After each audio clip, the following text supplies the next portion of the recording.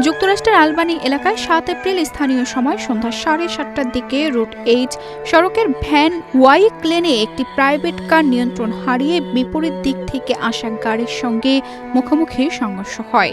এই দুর্ঘটনায় কুমিল্লার মুরাদনগরের একজন বাবা ও তার ছেলে সহ আরও একজন প্রবাসী নিহত হয়েছেন।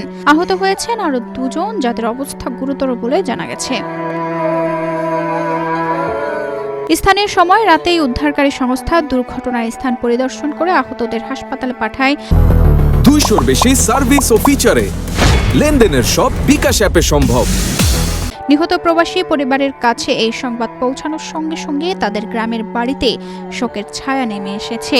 প্রতিবেশী ও আত্মীয় স্বজনরা আহত ও নিহতের পরিবারকে সমবেদনা জানাচ্ছেন। জানা গেছে, গাড়িটি নিয়ন্ত্রণ হারিয়ে রাস্তার ধারে দুর্ঘটনার কবলে পড়ে।